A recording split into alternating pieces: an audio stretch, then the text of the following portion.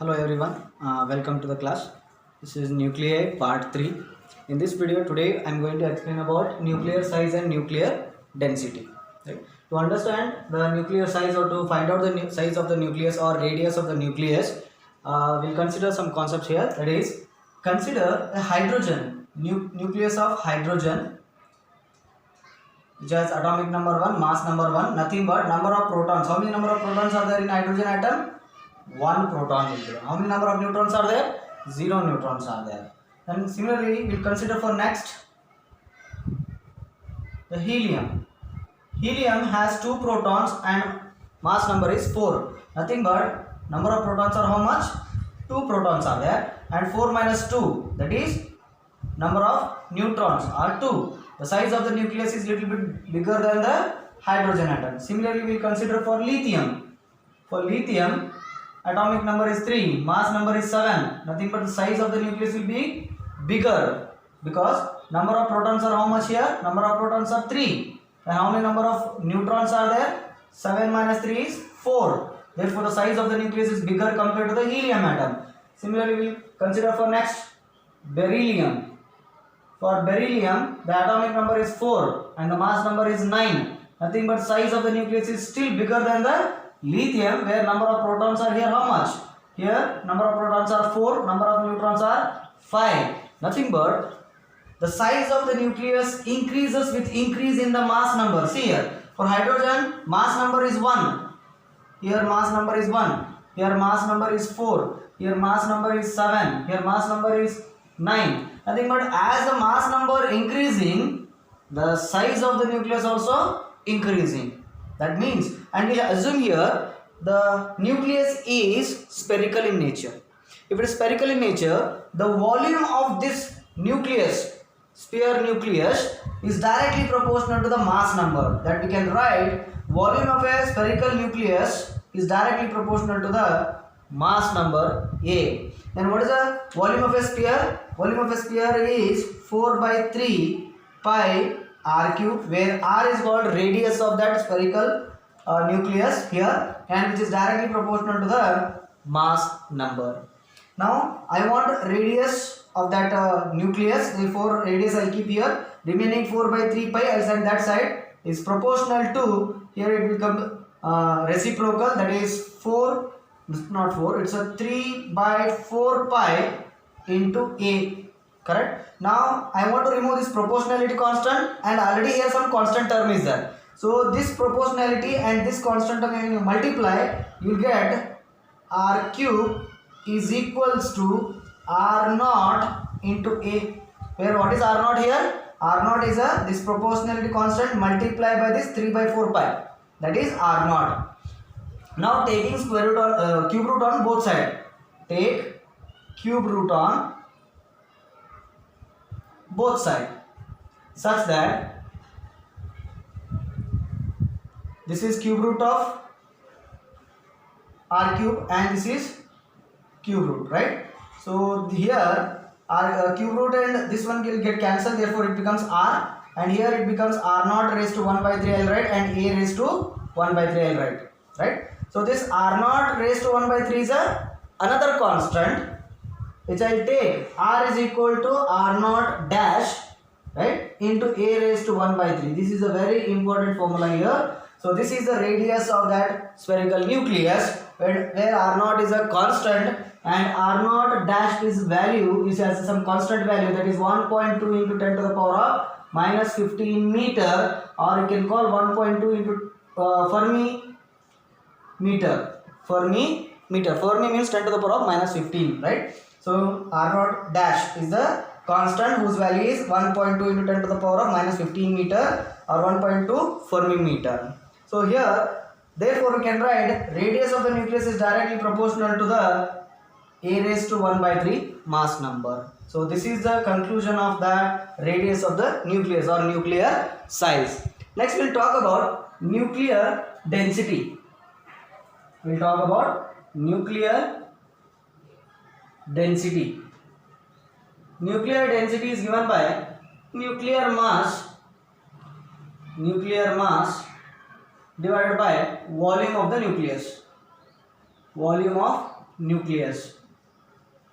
Correct? So nuclear density is represented by rho and nuclear mass is represented by m divided by volume in general. So what is the mass number of a nucleus? Mass number means number of protons and number of neutrons together, right? That is called mass of the nucleus, which I will take A is the mass number, and each like particles, charged particles, protons and neutrons, neutral particles, but protons and neutrons have a mass, and we'll consider them in an atomic mass unit, and into 1 atomic mass unit is a standard unit of mass.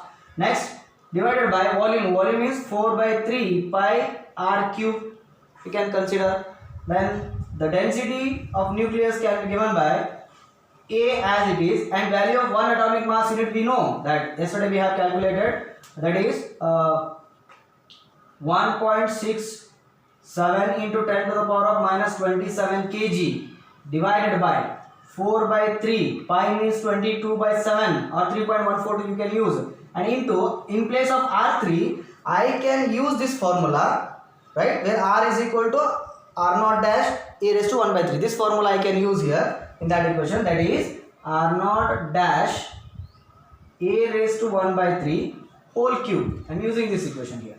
So density become A into 1.67 into 10 to the power of minus 27 kg divided by, here meter cube because volume is there.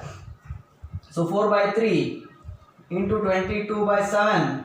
Here R naught dash value is how much? R naught dash value is 1.2 into 10 to the power of minus 15. I use that value there, 1.2 into 10 to the power of minus 15 raised to 3, and here A raised to 1 by 3 into raised to 3 is again A, because here A raised to 1 by 3 raised to 3 will get cancelled, again it will become A.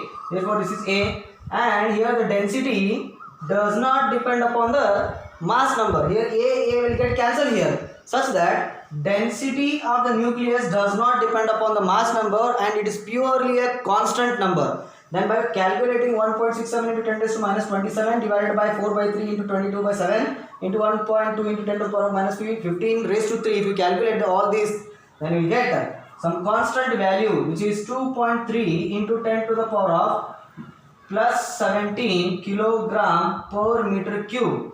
This is the density of the nucleus, which is independent of the mass number. That we can write here, density of any nucleus is independent of its mass number, and it's purely a constant whose value is 2.3 into 10 to the power of plus 17 kilogram per meter cube. This kind of density have only some stars are having this kind of density. And if you compare this nucleus density with the nucleus of water, density of the water is around 1000 kilogram per meter cube is the density of water is there. Then you compare the density of the water with respect to density of the nucleus, which is the density of the nucleus is equals to 2.3 into 10 to the power of, this is 17, 3, so it is 10 raised to 13, 3 right, not 13, 14 times of density of the water. So there is such a very high density of the nucleus gives the compactness of the nucleus. Nucleus is very compact, right? That we can understand by using this nuclear density. Yes, by deriving those two equations, we will get the information that volume of nucleus is directly proportional to the mass number. So therefore, I can write volume of the nucleus is directly proportional to mass number, and radius of nucleus is given by R equal to R naught dash A raised to 1 by 3. Therefore, radius of the nucleus is directly proportional to cube root of mass number. We can write like that. Then density of the nucleus is independent of the mass number, and its value is 2.3 into 10 to the power of plus 17 kilogram per meter cube, which gives a high compactness of the nucleus. Next we will move towards a nuclear force. What is nuclear force? nuclear force is a force which holds the nucleons together. So here this is a structure of a nucleus where nucleons means protons and neutrons. These protons and neutrons hold together with some force. That force only is called nuclear force, and you can define it. It is defined as a force or a nuclear force which holds the nucleons together within the nucleus is called nuclear force, right? Next, some characteristics of nuclear force we'll study. There are 9 characteristics are there. Out of those 2 I am explaining here, and continue to see that. So first characteristic is it is a strongly attractive force, right?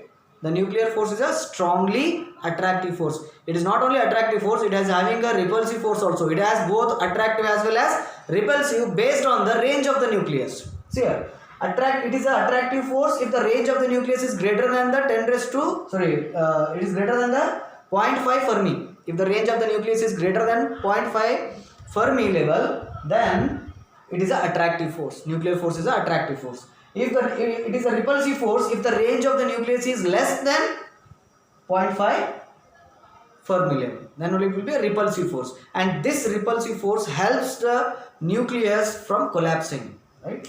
So this repulsive force helps the nucleus or prevent nucleus from collapsing. See here, if it is not repulsive force, still it is attractive force, then the protons and neutrons will get collapsed. But due to the repulsive force, the nucleus will not get collapsed. That's why the repulsive force prevents the nucleus from collapsing. This is very important. Okay. The next one is strongest force in the nature. Second characteristics, it is the strongest force in the nature. We have studied in the first year that physical word. In that chapter, the strongest force is the nuclear force. Among the 4 basic forces are there. Out of them, the strongest force is the nuclear force, right? So here, between 2 protons, if we consider, that is plus Q1 and plus Q2, the electrostatic force between them is some force will be there. Then this nuclear force is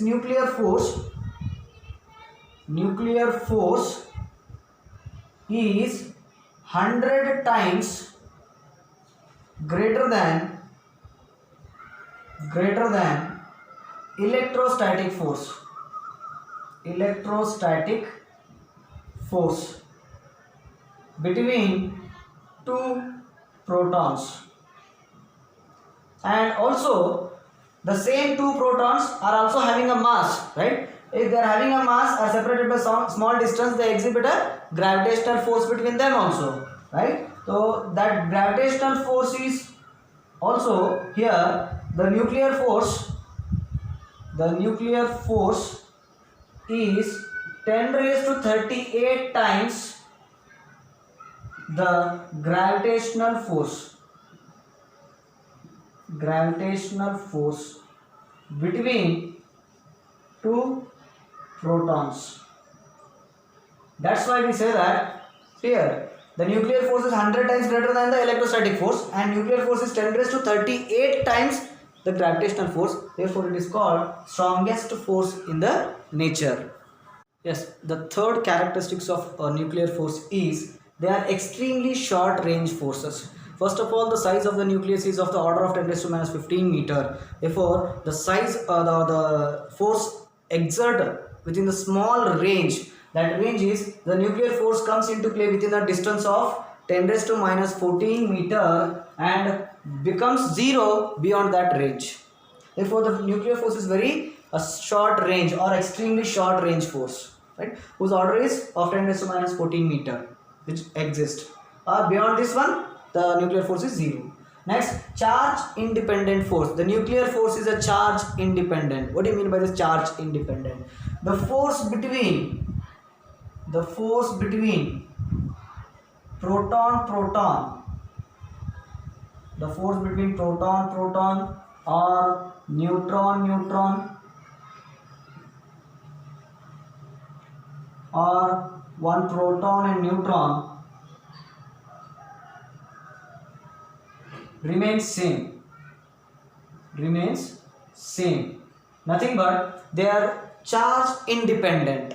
right? They are not depending upon a charge, but they are depending upon the spin, right? Spin of these particles. See here, between proton there is a force, between neutron and neutron there is a force, between proton and neutron there is a force, and for all these combination the force or nuclear force is remains same within the nucleus. Therefore they are charge independent force. The nuclear force is charge independent, but these are spin dependent. The next one is the nuclear force is spin dependent force. What is a spin dependent? See, to understand this one, I have drawn here one proton and one neutron. If both are moving in a parallel or having a parallel spin, parallel spin means both of them they are having the same direction of motion. That means here strong nuclear force. Strong nuclear force. If the same proton and neutron, if they are having an anti-parallel, nothing but the neutron is moving in an anti-clockwise and the proton is moving in a clockwise, that is an anti-parallel spin, then here weak nuclear force. Weak nuclear force. Therefore, these nuclear forces are spin dependent instead of charge dependent. Electric field, electrostatic force is depending upon a charge, gravitational force depending upon a mass, like that. Here these are spin dependent, not charge dependent. Yes, next characteristics is the nuclear force are non-central force, like electrostatic force and gravitational force which are centralized, but here this is non-central force because they are depending upon the spin dependent. Hence we can write here the force which are acting not along the line joining between the two nucleons here. The force does not act along the line joining between nucleons. Hence they are non-central. See here in the gravitational force or in electrostatic force, see here the force will be centralized. The force will be centralized. They are called central force. But here the force do not act along the line joining between the two nucleons because they are spin dependent, not on the charge dependent. They are spinning, they are rotating around themselves in the nucleus. That's why they are not along the direction of line joining. Hence they are called non-central forces. Next, nuclear force is a saturated force. Nothing but each nucleons exert force only on its nearest neighbors. Right? So for example here, if I consider this is a nucleus, these are the two, one proton and one neutron is there, which are already exerting nuclear force, and these two exert a nuclear force. This neutron only exert a nuclear force to nearest is this one and not from here who is here. Right? This neutron will exert a nuclear force for this proton and for this proton and not for this proton because this proton is far away. Right? Therefore this neutron exerting nuclear force only its neighboring nearest neighbors. Right? That's why it is called very saturated, right, force. Next, nuclear force do not obey inverse square law. We know that inverse square law. What is the inverse square law? The distance varies, right, or the force or whatever varies inversely square of the distance between the two charges or two bodies there in the gravitational force and electrostatic force. That is inversely proportional to square of the distance between the two particles. But here, as they come closer, the nuclear force increases randomly, not obeying the inverse square law.